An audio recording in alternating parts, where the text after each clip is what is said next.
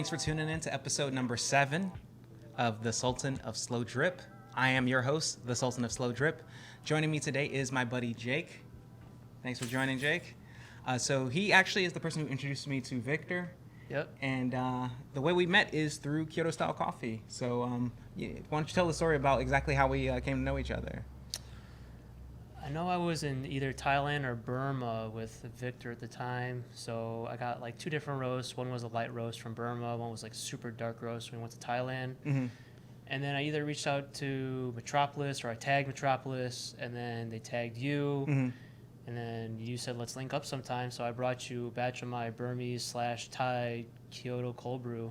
And we just hit it up from there, from martial arts talks to mixing different roasts from light to dark roast into one. So pretty much as if we were like the same person. Yeah, so you were doing like the Kyoto style at home, and you were like reaching out to people who you saw doing Kyoto style. Reached out to Metropolis, and they said, hey, you need to talk to Justin. And then we met up at Edge of Sweetness. Yeah, back when I was at Edge of Sweetness. And then little did I know you do jiu-jitsu and taekwondo. Very little jiu-jitsu. We do basic at taekwondo. We do like basic grappling. Mm-hmm. And I roll here and there, not too often due to some injuries, but mostly striking. Yeah, I mean, I was training with him on Friday night, and it's Jake's the real deal when it comes to that striking. Just having fun. Yeah. So I brought you in for this episode specifically because I know that you like to experiment with like different flavors. You're super into the Kyoto style. I think both of us have the same sort of appreciation for just how like rich and deep the flavor development is. Like whenever we're talking about Kyoto, it's always like it's clearly better than just about every other style because it gives you that like really intense. Is it better than every other style, or is just ours that's better than every other style? It's both, I think. Yeah, I think we both got it dialed in because like you're always giving me your coffee and it like tastes really good. And I know that like the way that you approach your brewing is just really dialed in. So I can taste the amount of time that you spent just doing it because it's funny. I feel like when I first started making Kyoto, I was making tons of mistakes. Like my beans were not coming out very good tasting. And I would end up with like dry spots and all that kind of stuff. Like It sounds like you went through the same thing, and now that probably barely happens, right? Barely happens because I found like a secret method. Because when you told me about taking the beans out and mixing it, and you're like, no, don't do it, you're gonna release all the gases and everything. So what I did was as if like you're in the spring when you see people like aerate the ground, they poke holes in it. Yeah. So what I've been doing is I'll take the chopsticks and slowly just poke holes in different spots where I see a dry spot, so that there's no more dry spots. You can get like full saturation. Yep. Yeah. So that's what I've been doing. Nice. I haven't had an issue ever since I've been doing that. Okay. Yeah. I do like more of a progressive wetting where I like add a little bit of water, and then, but sometimes too, I'll also even use a spray bottle and like try to force like some spray into the middle as well. I try and do that too, like pinpointing where I have my like filter and have it go straight, and it still won't go. So that's where I'll take the chopstick and then drill through all the way down so that the water can get straight into the source. And then when you add the water, it fills back up the hole. Yep. Yeah, it makes sense. So I got something on this table for you to taste, so you can see cup 1, 2, and 3. Do you think you can tell just what this is based on just kind of looking at it?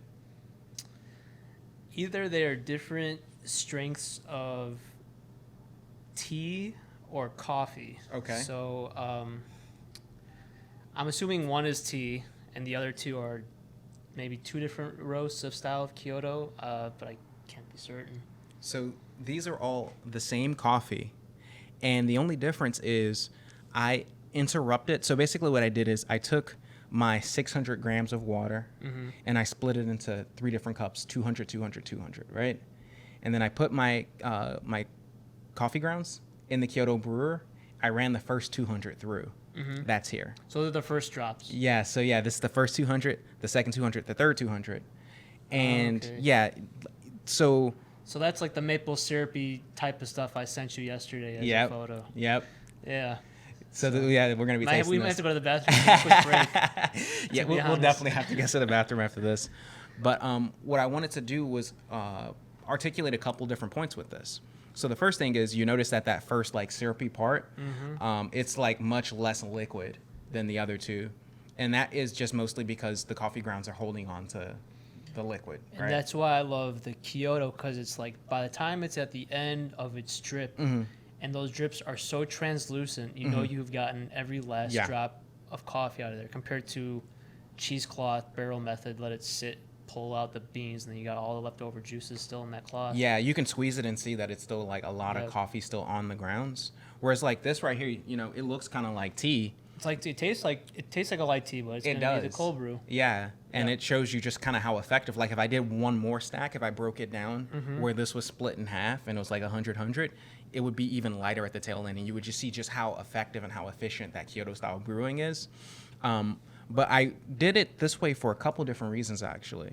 The first reason is just like obviously, you know, looking at it and tasting it in terms of strength, but also in terms of flavor, because you should get different flavors from the 3 different cups.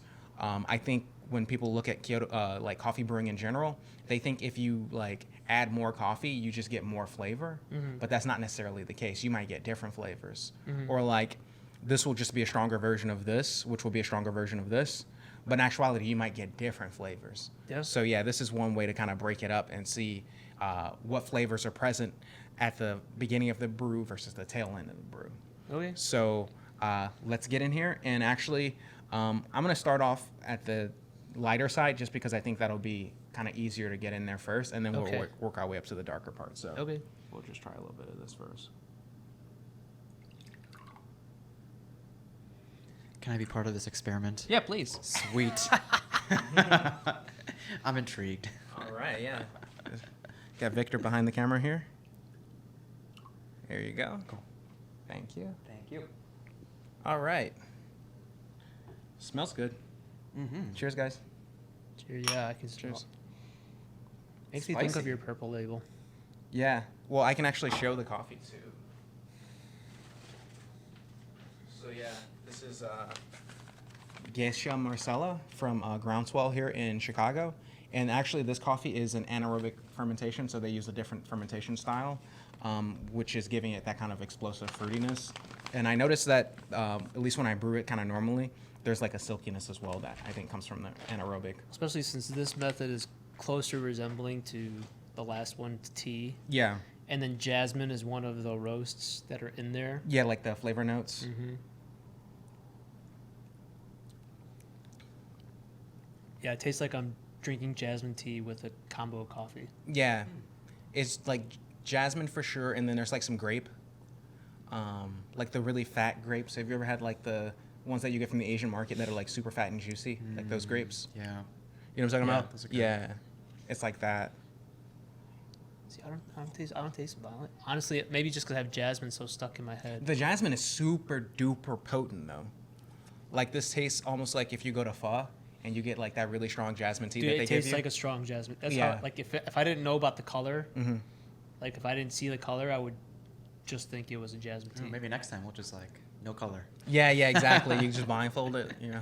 I might think it was a tea if I didn't know it was coffee already. Yeah, I think you could just blindfold someone and tell them it's jasmine tea and they would believe it. Yeah. Very strong jasmine. Especially if you served it hot. Like I would for Mm-hmm. sure think it was a jasmine tea. And this is the tail end too, so I do get the bitterness as well, which I guess is like the over steeped jasmine tea specifically, like when you get a jasmine and you know it's like been steeped too long. Yeah, I like that. Yeah. So that's why I'm enjoying it. I think it tastes good. All right, cool. Let's see what we get from this second cup here. You know what else I'm thinking is if you put in your, what's it called again? Refractometer? Oh yeah, refractometer. Yeah. So I wonder what the difference is in like how much we already know like the most potent one will have a ton of caffeine. What the difference is of one that light. Well, the refractometer won't tell you the caffeine, but it will tell you how much, like how thick it is. Yeah. And I can put it through the refract after we're done, and we can Yeah, just get that'd that be info. interesting. Yeah, it'd be kind of interesting just to see. Yeah, this one smells more chocolatey. fruity. I could smell the fruit more Yeah. than the jasmine in this one. Mm-hmm. Yeah, me too. Yeah, this one, like, I can't even tell there's jasmine in it. It's very, very subtle. Yeah, versus there's the like fruit. no jasmine. It's all fruit. Yeah, this one's more fruit. What are you getting, Victor? Just acid to me. Oh yeah. I'm getting like baker's chocolate too, like brownie almost. It's funny how, like, as you say it, it's like, bam. Yeah, it pops right up. Yeah. I like Yeah. that. Yeah, Coats the tongue. it does. Yeah, I'm not getting like these flavor profiles. I'm just getting like the texture. Well, that's good too. That's good too. Yeah, it's like a Definitely has more of that sourness to it compared to yeah, like Victor was this saying, one. the acidity coming from like this Which is had because I thought, I mean, you guys when you brew Kyoto, it's like there is not as much acidity as like brewing it hot, right? yeah. So I'm like, It still I'm comes through. surprised. Yeah. It's like when you split it up, you really get to see because like. So I wonder how acidic the next one's gonna be. Well, I'm expecting to be pretty acidic. We'll see. Okay. I don't want to influence you guys too much, but usually that's the case.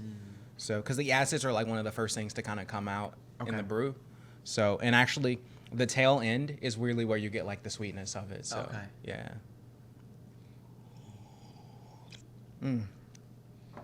Pretty much like whenever I've had you taste at my house, I'm trying to make this to the far right, just so that I can let it sit over ice, hang out, and chill. Like my version of a bourbon or whiskey, just It's just let like it just chill with it over ice and sip on it over time. If I Yeah. don't need to be somewhere at 7 a.m. or something, I just enjoy a cup of coffee. Okay. I got another flavor note from this like lychee. It just like lychee just popped out. Yeah. That's think so when subtle. Like when I just like pounded the rest of it, I was like, damn, that's like lychee a little Wow. bit. Yeah. Go fig. All right. Time for the big leagues. Bathroom break. Straight 5 minutes. syrup. Sipping See, on some scissor. That's usually my test. Like exactly what. Yeah. If I cannot look through Look it, at that. Oh my God. it is a good cup. It is That's a great crazy. cup. If you cannot look through it. Yeah. Can you see your hand through it? No. No, that's why I'm going like this. Yeah. All right. Here we go. Cheers, guys. Just by smelling it, it smells like straight up chocolate. You I can even smell the drink it. thickness of it. Mm-hmm. Holy shit. That's acidic. Whoa. Oh my God. That's so good. Yeah. See, that's why I try and make it like this. That's really good. That's why I make my drips so slow, so that and I will save the leftovers of this. Yeah. Like I will stop it when it gets too translucent and make it have it separate, just so I can have just this. Okay.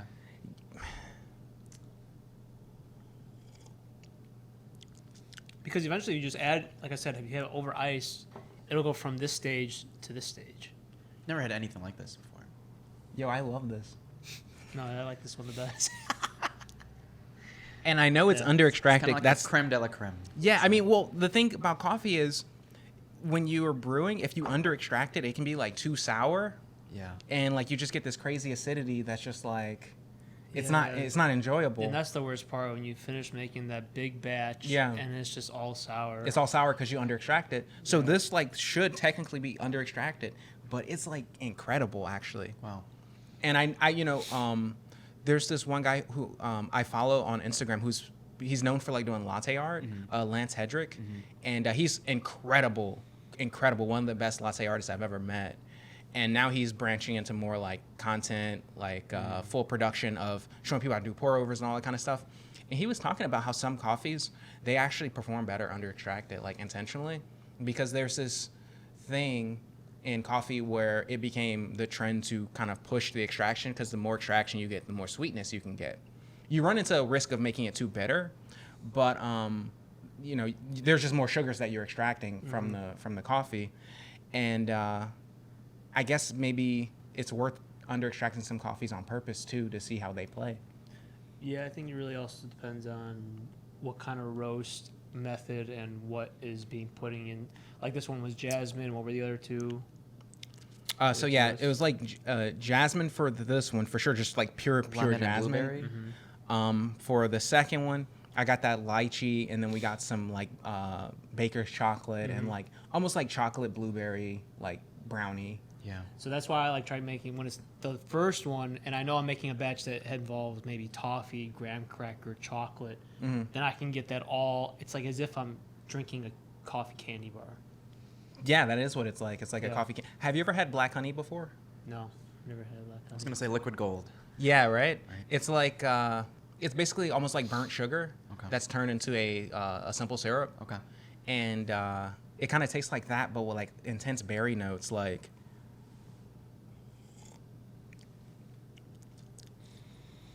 Yeah, that grape is like it's almost like grape candy, like super concentrated grape candy. See, I didn't even get Still the not grape getting the out of it. grapes, Yeah, I but- didn't get the grape either. What are you guys getting from it? I got more of the chocolate. You got chocolate, Yeah. It's more savory. savory, To me, just like actually. umami, just like yeah. like soy sauce or like. Yeah, that's a good way to put it. Okay. Yeah. Yeah. I'm just getting this really intense berry. Have you ever heard of this product called? I think it's called Cometeer. No. So basically, they make like a super concentrated cold brew. Like it's like concentrated like this, like super concentrated, and then they freeze it and put it in capsules for you to throw into your Keurig. Oh, that's fucking genius. I Yeah. never even heard of that. Yeah. So yeah, it's like How concentrated is your concentrate? so my concentrate it sits around like 4%. If I had to guess in terms of TDS, Okay. if I had to guess, I would say this is probably like 10%. It's really strong. Okay. Okay. So because it's those first, It's first, so yeah. those first like 20 something drops. Yeah, You know? Okay. it might even be higher than that. Honestly, like it's super strong. Yeah. Whereas like your normal cup of coffee is gonna be like 1.25, 1.3%. Yeah, like in between these two. Yeah, yeah. They're It'll like a- it'll probably be closer to literally- here. Yeah, Yeah, it would be a like regular in between. cup. Yep. Yeah. Imagine selling like miniature pouches of 4%, or 10%. What's up? Imagine selling like miniature Mini pouches of 10%. Yeah, that. I've thought about it. Yeah. I've thought about it. I think it would. I'd have to find a coffee that worked for that, cause like I don't know if dark roasts like if they are always so good for that, cause sometimes it's just like so potent and so powerful. Like if I did a pure dark roast of like just this, I don't know, it might be just like what do you think, like too smoky or something, or I think that's where the method we do would come in well, mixing the light with the dark. mixing the light. Okay. So Yeah. that way you get a little bit of best both worlds. It's not as strong. At the same time, you get more caffeine from the light. Mhm. So you wouldn't even be able to tell because it wouldn't be too smoky. Mm. It also depends, I guess, on which dark roast. you It get. does, yeah, it Yeah. does for sure, yeah. Because like the dark roast I use now is not like too dark anyway. Yeah. So, all right. Mm. Wow. Super aromatic too. All right, and we got one more thing to taste. We're definitely gonna have to poop after this. We've been steeping a little bit of this in the background, which Victor already spilled the beans on and told Jake what it was. He hadn't seen it before. Sorry, guys. But for those of you who don't know what this is actually coffee cherry or coffee husk is normally what it's called. Cascara is the nomenclature that we use in the industry. And basically cascara means skin. And this is the actual skin of the coffee fruit. So when coffee is produced, it's initially a cherry that's grows on a shrub, and it's processed in such a way where the seed is removed from the fruit, and then that seed is dried and eventually processed and roasted. This is kind of like a byproduct of that process, but it has its own like kind of unique flavors, and it's very interesting. And I wanted to try this while we had Jake on the show, so. I ended up brewing some tea, and we're gonna taste that real quick. So, let's see. We got our Cascara tea here, which is like super dark looking. Oh, so how long did you? Yeah, that's been going for a while. It's been going for a minute. I didn't do it that Yeah. long. It doesn't. Yeah. It didn't look that dark when I did it. Oh yeah, we're getting a good steep. It like swelled up big time too. Oh, okay. So I'm eating it right now. It tastes good. yeah, what does it taste like to you? Less sweet raisin. I'm gonna give that a little bit of a rinsey rinse. Reminds me of Burma, where we rinsed cups with tea. Hot water. Any like Any anything hot boiling water or tea. You wanna pound that down real quick? Oh, dude, give you a that quick is rinse. good. Let's I like get that a lot. Let's get some more here. There we go. It's like I'm drinking Raisin Bran. Let me get some for like you. literally, like seriously. There you go. Cool. So yeah.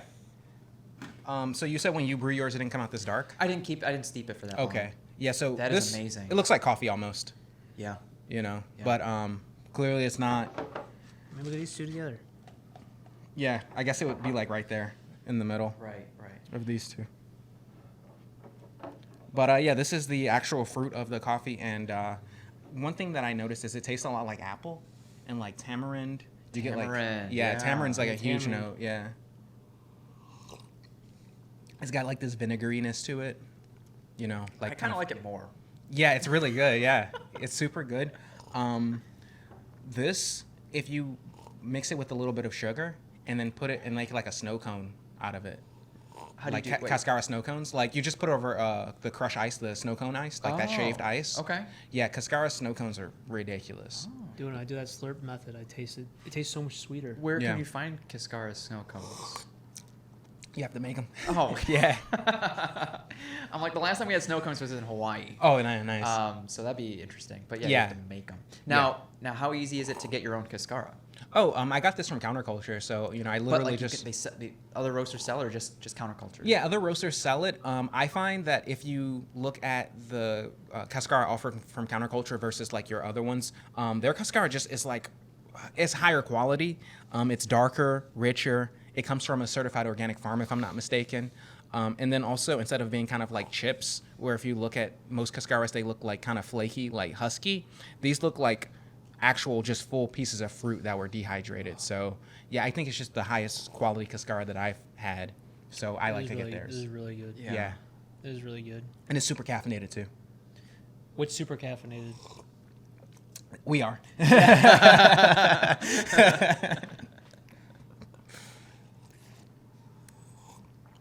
So would you drink Cascara Yeah. more regularly? Oh my goodness, yeah.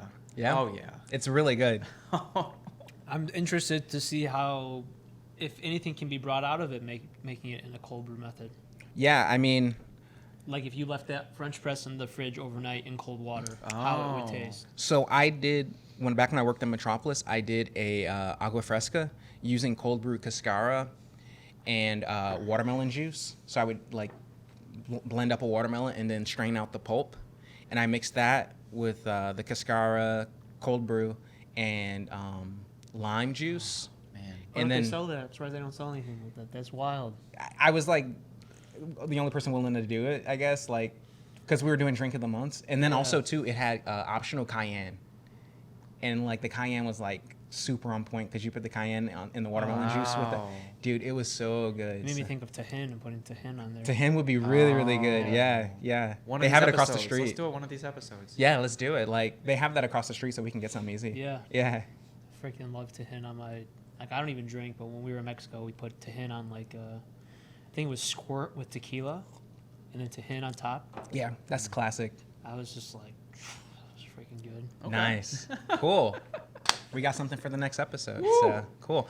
I'm gonna go let my head buzz for the rest of the day now because I can already feel like I'm just super caffeinated.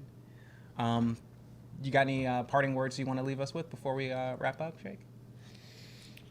No, I think I'm good. I just know that Kyoto method is, if you haven't tried it, you're really missing out. Yeah, it is. It's very special, and like our mutual passion for Kyoto style coffee is just like we're always just talking about it all the time because there's always something new to kind of discover with it. Like the more you use it, like now we literally just figured out like how great this is, separating out that first little bit, which I apparently guess you've been doing that like kind of on your own. Yeah, I mean, I'm always experimenting with it, and just like I said, when it gets to this point, I like to already take away the Kyoto and let the rest of this strip away because I want to keep it at this consistency because I want it to be super strong. I want my higher. I feel like the caffeine will go down if I get too much of this one. But Yeah. now you've given me the idea to save this more often because sometimes I've just been trashing. You've been missing out on like the I've been flavor. I just haven't been. I just been trashing it because I only want this goodness. Yeah. Whereas this could be So a then nice. if you have others that want less of that, would you separate it at first and then combine it after? You could reblend, yeah, for sure. okay, You could, okay. and I mean, it would be interesting to like. I've seen people do this with tea. So, for example, like you know how you can do 1, 2, 3 infusions of your tea, right?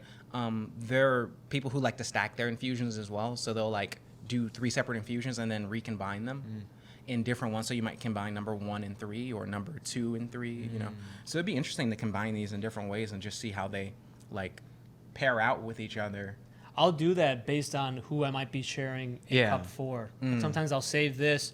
Like, okay, I know I don't like it strong, so I'll pour some more into my stronger batch because I know they're not going to take the time, like I tell them, to add water or let it sit on ice, which is what I tell everyone who's going to try mine. Let it sit on ice for a little But bit. even then, you're adding flavor profile to it, not just watering it down. Right. Yeah. You're adding flavor profile. Exactly. Right. Yeah. I feel like this is like the perfect midday pick me up. I don't want to be awake for the rest of the night. If I were to like have this in the morning and then save this kind of cup for later in the day, so it's just like the perfect amount of not too much caffeine and still wanting my Java hit.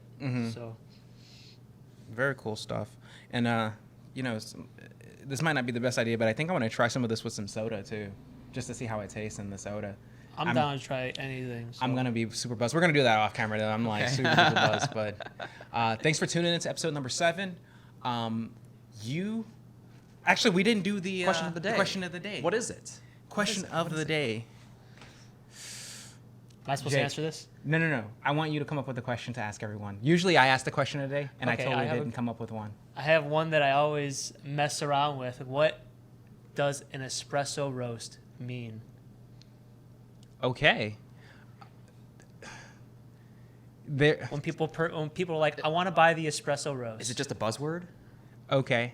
I'm not going to answer that. Because I don't want... No.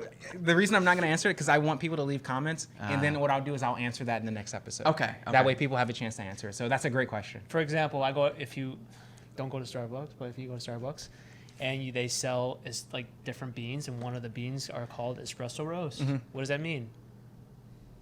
You decide. I'll let you know in the next episode, but I want you to decide in the meantime. All right. Thanks for tuning in, guys. Thanks, Jake. Yep. Peace. All right. Awesome. Yeah. Dude, I am